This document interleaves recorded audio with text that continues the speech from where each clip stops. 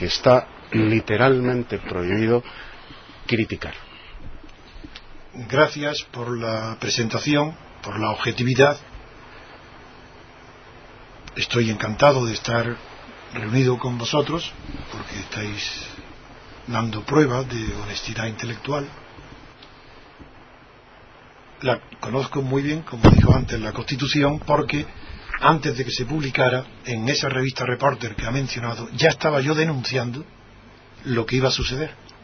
Al principio antes de aprobar la Constitución, se le estaban dando más poderes al rey, y por eso escribí varios artículos diciendo que era una Constitución orleanista, es decir, como la que francesa que le dio a Luis Felipe, que se le llamó también la monarquía burguesa, y eso luego lo suprimieron todo eso y ya quedó en una pura y simple monarquía de partidos.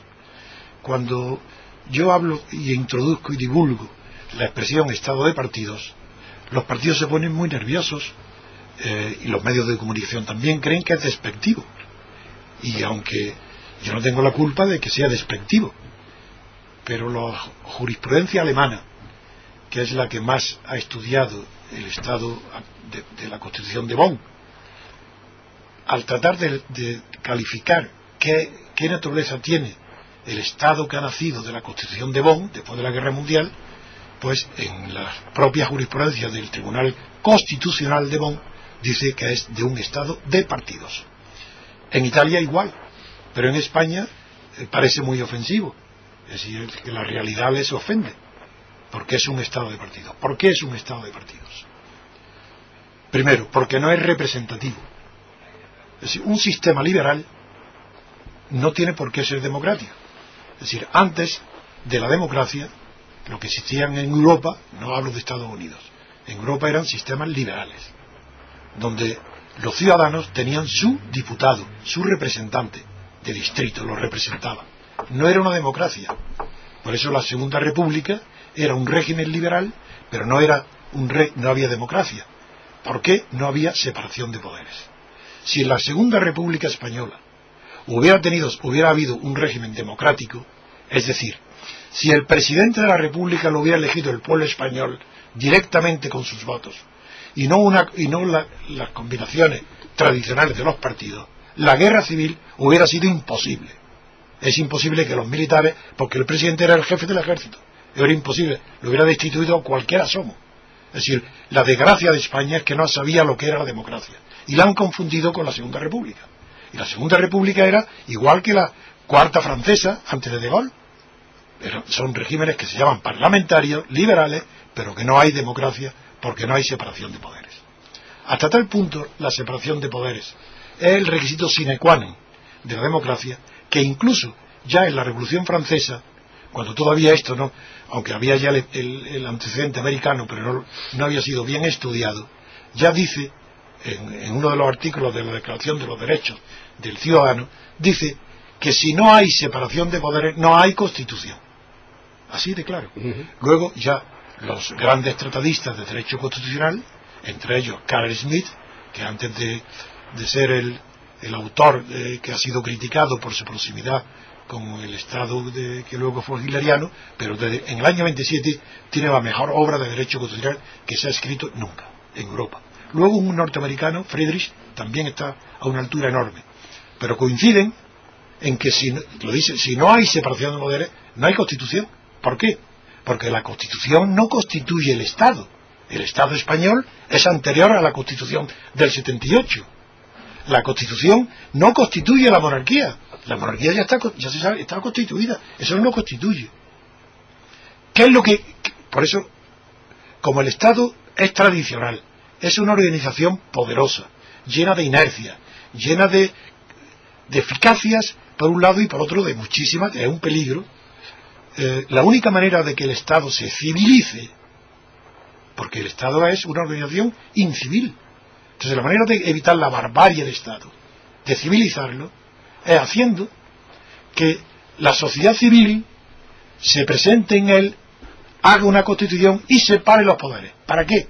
Pues para que el poder del presidente o del ejecutivo elegido, como en Norteamérica era Obama, el poder legislativo elegido también, como en Estados Unidos, en Francia, en Inglaterra o Suiza, elegido no con listas, porque el sistema proporcional están engañando a los españoles completamente.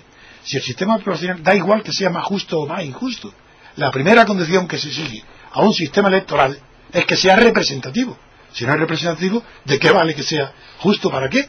Tiene que ser, si no representa el sistema proporcional más que a los partidos, mejor dicho, a los jefes de los partidos que hacen las listas, es imposible que el régimen sea ni liberal ni representativo. Por tanto, vuelvo a la línea en la que estaba hablando. La Constitución, si separa el presidente, separa el legislativo en su origen, no en sus funciones. Franco tenía los poderes separados, funcionalmente. Si no funcionaban a la vez, Franco no era el que hacía las leyes, para eso tenía unas cortes, ni Franco dictaba las sentencias, para eso tenían los jueces. Es decir, como ahora, exactamente igual.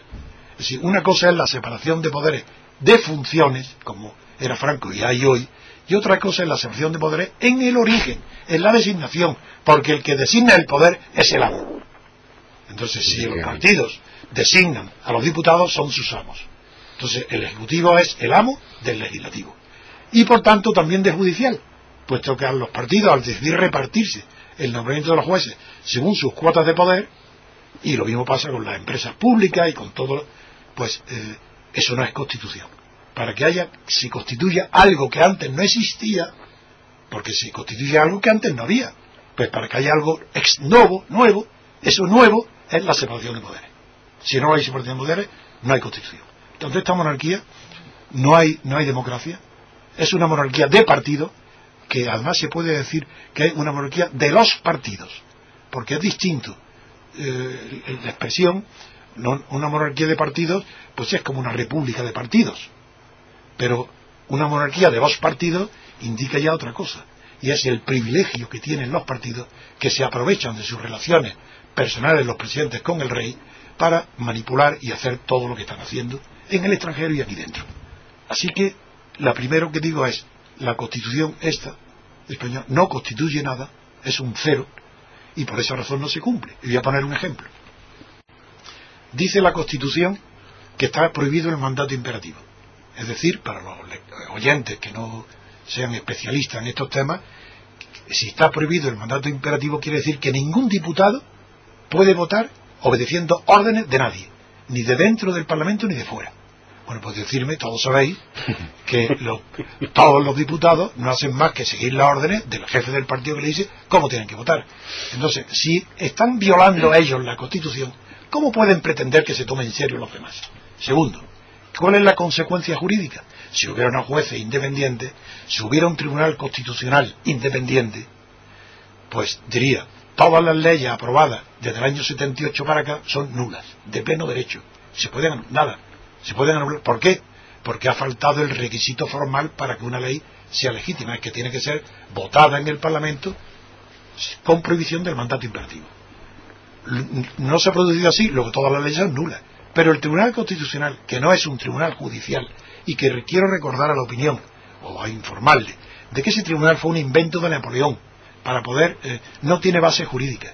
Lo inventó Napoleón para controlar el poder, que como dictador no tiene. Luego, algunos juristas famosos, como Kelsen, en Alemania, lo rodearon de ciertos formalismos para que pareciera algo independiente. Un tribunal constitucional es un absurdo. Otra cosa es que el Tribunal Supremo, como en Estados Unidos, examine la constitucionalidad de las leyes.